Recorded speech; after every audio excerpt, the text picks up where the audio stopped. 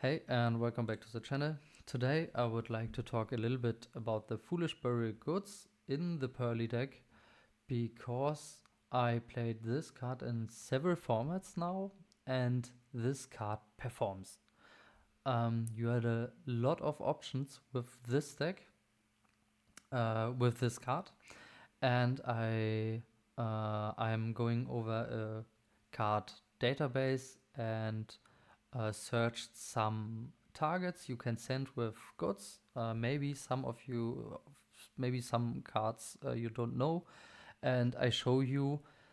I think the most options you can send with Foolish Burial Goods. The first card is, of course, an memory spell. In the most cases, you take Delicious Memory because you could summon your Lily with a quick spell. You can send your Foolish Goods, and when you don't have any starter spell, you have the goods for a starter spell. So you can send Delicious Memory to make Plump and summon Noir easier. The next card is Metal Fusion. This card is pretty simple. When it's in the graveyard, you can shuffle it into the deck and draw one card. Usually, you draw this card again with the draw of Metal Fusion. The next card is Blackout Loves, and this card is very good. This functioned as a board breaker or a defense trap. You call a monster card name, and neither player can activate the effects of monsters on the field with that original name. This card is very good, and currently I played this card. The next card is Mischiefs of the Gnome. You can banish this card from your graveyard and reduce the level of all monsters in each player's hand by 1, even after they are summoned. So this card is, of course, very good against Ryze, against general XC decks, I would say, except Purrely, because the level don't matter. And it's very good against Mitsurugi. So keep in mind this card. This is very good in the current format. The next card is Rainbow Bridge of Salvation. And when this card is in your graveyard, you can banish this card and you can add one Crystal Bead monster and one Feed spell from your deck to your hand. And of course, you have your Purrely Street as a field spell, and your brick for this engine is Cobalt Eagle. This engine you could or we played in the past in the Rescue Ace format, because Rescue Ace has many issues with the Purrely Feed spell because all the traps targeting. And yeah, this was really good and is really good in formats. Every card is targeting. And you play your Cobalt Eagle because when you draw this card, in theory, you could normal summon it, and once per turn, you get target one Crystal Beast card you control. Place that target on the top of your deck. This sounds terrible. It is terrible, but you can target it itself, put it on the bottom, on the top of your deck, and then you can resolve your Rainbow Bridge because you have to add an Field Spell and an Crystal Beast. When you play an fairy version of Purrely, you play Rubinka Funkel is the name, I think, because it's a fairy monster. The next card is Orcus Crescendo. You can banish this card to add an dark machine monster that is banished or in your deck to your hand. You cannot. This card locks you into dark machine monster, so you cannot activate something like Yeep or so in this turn. Um, yeah, you have to be a little bit careful when you play this card. But what you can search with Crescendo is Alley of Justice Cycle Reader. And this is a hand trap for light decks.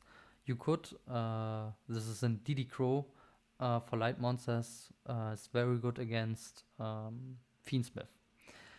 Now we have a new trap, and viewer showed me this card, and this card sounds very broken because Foolish Bury Goods is an insane board breaker with this card against Malice. This card says, if a link 3 or higher monster is on the field, you can banish this card from your graveyard. For the rest of this turn, neither player can activate the effects of link monsters on the field. So, as a Purrely player, you only play Anima and SP, but this doesn't matter. But your opponent cannot use Whitebinder, they cannot use Crypta, they cannot use Firewall, the Code Talker, and I have to try this card, but this card sounds really good. And even going first, when your opponent summons their first link free monster, you can activate this card, and he cannot use any link free or higher effect. The next card is this. I think this never come up because Fiendsmith in Paradise, you only play this in Fiendsmith version, and yeah, I don't know what happening that you sent this card with Foolish Goods, but in theory you could. The next card or the next cards are very old cards with Lost Wind and Breakthrough skills, and I think they are too slow, and I'm not sure. I think you will never play this card. Lost Wind says if a monster is special summoned from your opponent's extra deck, and this card is in your graveyard, you can set it. And the effect on the field is targeting one special summon monster on the field, negate the effects, and the original attack is halved. This is very slow. And Breakthrough Skill is basically an effect monster, an effect Veiler. You can banish this card from your graveyard, then target one face-up effect monster or your opponent control. That target has its effect negated until the end of this turn. Not very great. The next card, or the next cards, are all some stall cards. We start with Rise to Full Height. You see this card in Paleo Telements, and what the card do is basically you can banish this card from your graveyard, target one monster you control, and your opponent, when he declares an attack, he have to attack this monster. So he cannot attack directly, so it's could matter against Memento. So he have to attack Noir, and nobody can run over Noir usually. So you are safe one turn.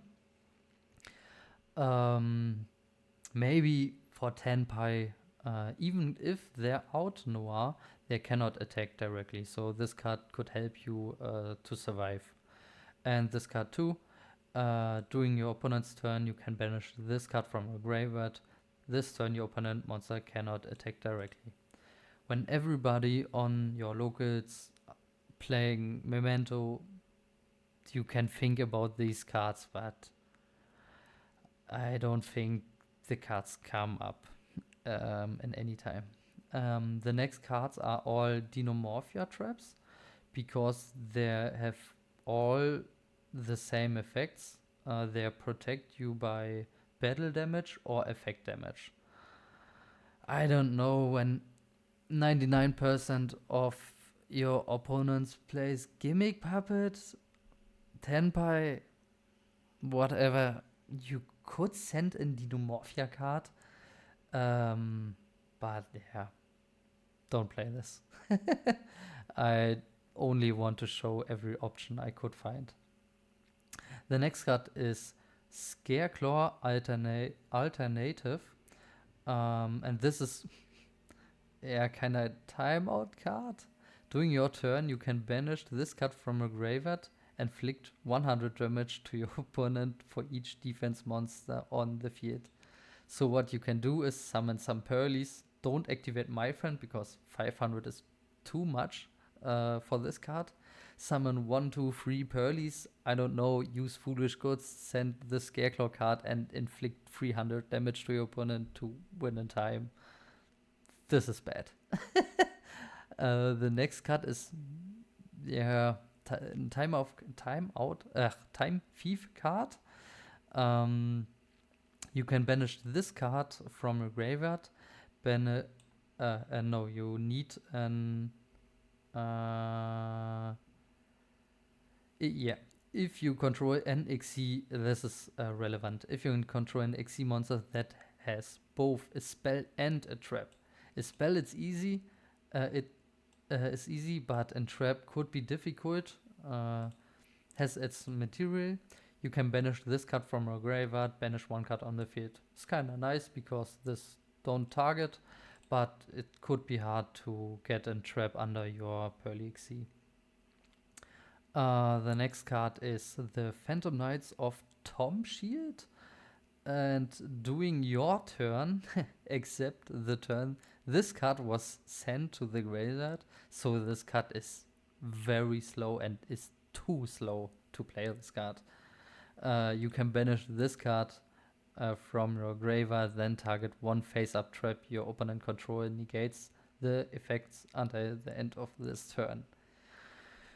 You could out some floodgates, skill drain, but this no, don't play this. This sounds terrible, but in theory you could play this card when you really hate floodgates and you want to out some floodgates with your foolish berry goods. And the last card is some interesting one because it's a sanctuary card, and the sanctuary archetype are fairies. So the effect is while this card is on the field or graveyard is Sanctuary of the Sky. This doesn't matter. Here, you can banish one fairy monster from your graveyard, then target one effect monster your opponent control, negate its effect until the end of this turn. Even if this card leaves the field, you can only use this effect of Fallen Sanctuary once per turn. And I noticed this card becomes okay. I noticed this is not in Foolish Very Goods target because I misread this. I read this while this card is on the field on graveyard. You can banish one fairy monster and negate a card, but yeah, I misread this card and you cannot play this card with Foolish Very Goods. Yeah, that are all the targets I could think of. I found in the card database. Maybe some of these are interesting for you. I think it's very important to know Delicious, to know Metal for Fusion, Black Goat, Mischief of the Gnomes, the Rainbow Bridge could come up sometimes. Crescendo is really nice, I think. The Scareclaw Twin Source could be very good, and I think the other cards you could ignore in the most cases, very situational. And I forgot one target. When you don't have any Purrely cards left in your deck, you could send Yeep to shuffle some Purrelys back. And with this, I will end this video. I hope you enjoyed it, you learned something, and we'll see us on the next video. Bye bye.